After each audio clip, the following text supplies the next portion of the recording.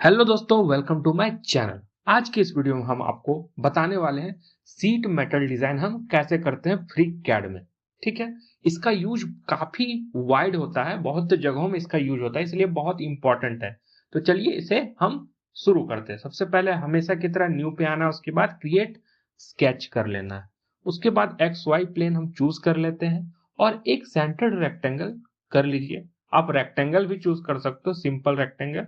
मैंने यहाँ centred rectangle किया है। ठीक है, डायमेंशनिंग इसका कर लेता हूं, कोई जरूरी नहीं है इसका, लेकिन आप चाहो तो आप भी सेम रख सकते हो। ठीक है, मैं कर लेता हूं 80/50 कर लेता हूं। ठीक है, उसके बाद आप कर लीजिए इसे क्लोज। क्लोज करने के बाद आपको जाना है यहाँ पे पार्ट डिजाइन से सेलेक्ट करना है, आपको सीट मेटल का ऑप्शन चूज करना है।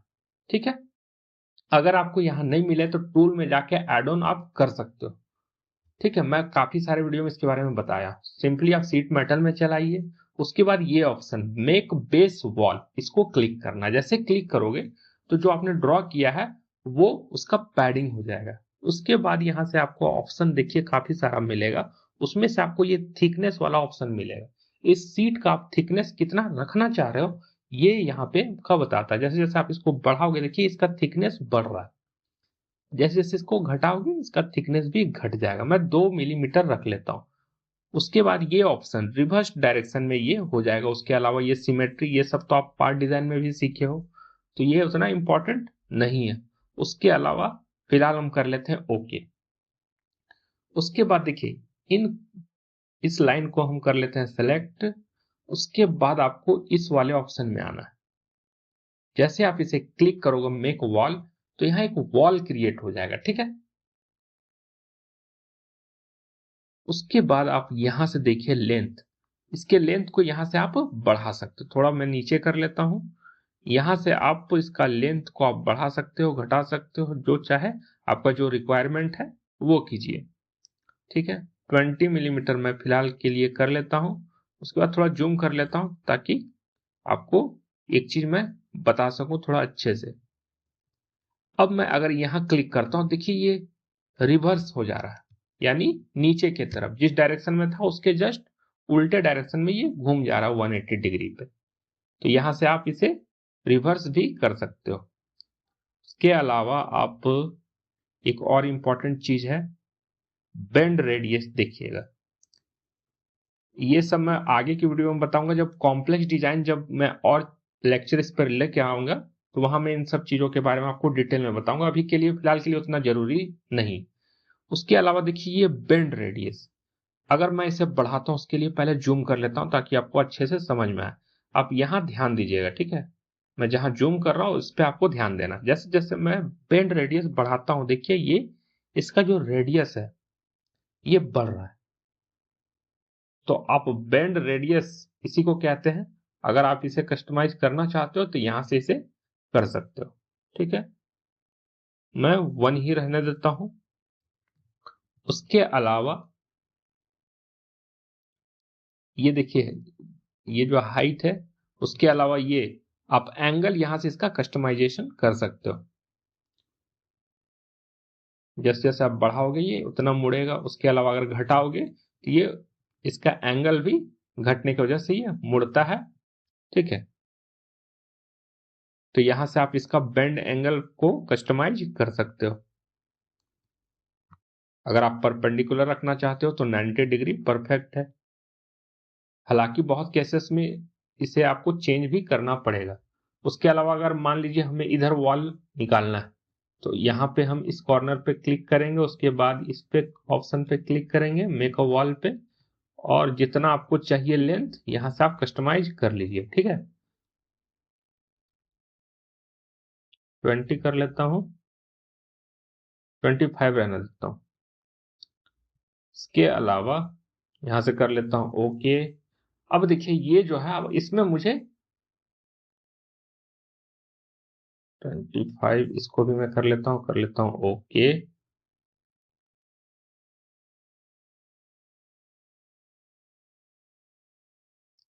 मैंने यहाँ ओके करना भूल गया था। ठीक है, अब ठीक है। अब मुझे इसमें कुछ कस्टमाइजेशन करने, जैसे मुझे इसमें कुछ होल क्रिएट करना है, या कुछ और भी कस्टमाइजेशन करने हैं तो मैं कर सकता हूं। फिलहाल के लिए आप ये वॉल देखिए, मैंने जिस कॉर्नर को आप सिलेक्ट कीजिएगा वहां से ये वॉल निकल आएगा। ठीक है, अब जिस कॉर्नर पे सेलेक्ट कीजिएगा वहां से ये वॉल निकल जाएगा। फिलहाल इसका जरूरत फिलहाल के ड्राइंग के लिए नहीं है। अब मैं इसका कस्टमाइजेशन करना चाहता हूँ, इस पे कुछ होल क्रिएट करना चाहता हूँ, कुछ और डिजाइन मैं करना चाहता हूँ। तो उसके लिए मुझे क्या करना होगा, मुझे जाना होगा पार्ट डिजाइन। यहां चले आइए, उसके बाद आपको यहां से कर लीजिए क्रिएट स्केच। इस सरफेस को क्लिक करने के बाद अब आप इस पे जो ड्रॉ करना चाहते हैं ड्रॉ कीजिए, इसे कस्टमाइज कीजिए जैसा आपने पार्ट डिजाइन में करना होता है, बिल्कुल जैसे आप पार्ट डिजाइन में से करते हो। और मैं पार्ट डिजाइन पे बहुत सारे वीडियो बनाया हूं, आपको कंफ्यूजन लगे तो वहां से आप देख सकते हो। मैंने 2 सर्कल यहां से क्रिएट कर लिए हैं, दोनों को मैं इक्वल कर देता हूं और दोनों को सिमेट्री कर लेता हूं। अब मैं इसे इसका डायमेंशनिंग कर लेता हूं, इसको कर लेता हूं 10 मिलीमीटर।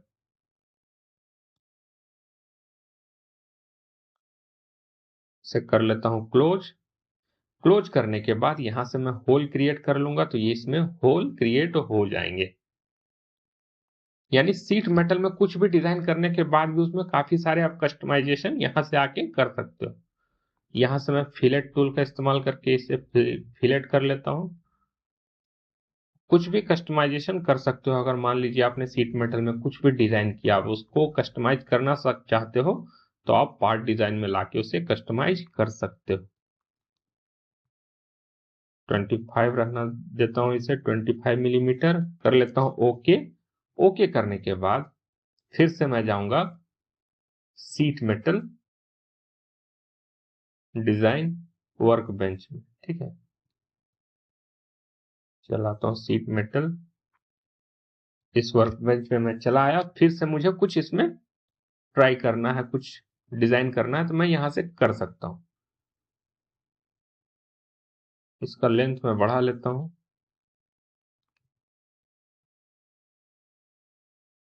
वीडियो को मैं बहुत सिंपल रखने की कोशिश कर रहा हूं ताकि आपको उतना अच्छा से ये समझ आए।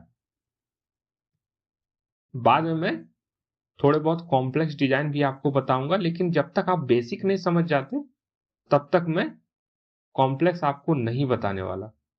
पहले आप बेसिक समझ जाइए, फिर मैं आपको कुछ बेहतरीन कॉम्प्लेक्स डिजाइन बनाना सिखाने वाला हूं। ठीक है, अब देखिए मैंने इसका एंगल को 75 डिग्री कर लिया है।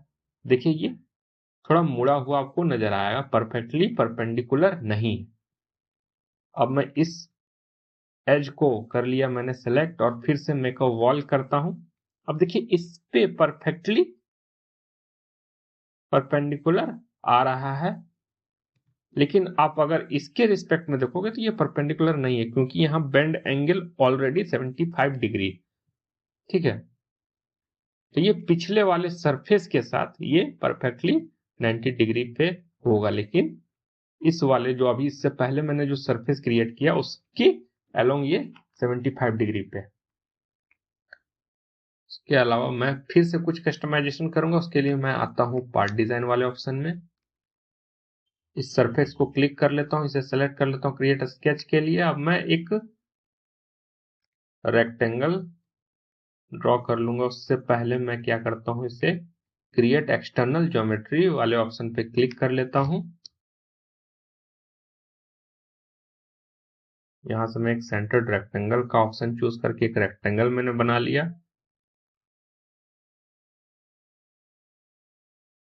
ये लग नहीं रहा है सेंटर में है इस एक्सिस के, उसके लिए आप चाहो नहीं है ये सेंटर में, तो आप चाहो तो इसके सेंटर को क्लिक कीजिए, इस एक्सिस को क्लिक कीजिए और यहाँ पे इस वाले ऑप्शन पे इस टूल का इस्तेमाल कीजिए, ये इसके लाइन में आ जाएगा। अब मैं यहाँ से आर्क टूल का इस्तेमाल करूंगा, इस पॉइंट से इस पॉइंट तक मैं मिला देता हूँ। सिंपली सेम इधर भी करना है, इस पॉइंट से इस पॉइंट तक मैं मिला देता हूं। अब दोनों को इक्वल कैसे करना उसको ध्यान से देखिए। इस पॉइंट को सिलेक्ट कीजिए, इस लाइन को सिलेक्ट कीजिए और इस पॉइंट को सिलेक्ट कीजिए, सिमेट्री कंस्ट्रेन कर लेना है।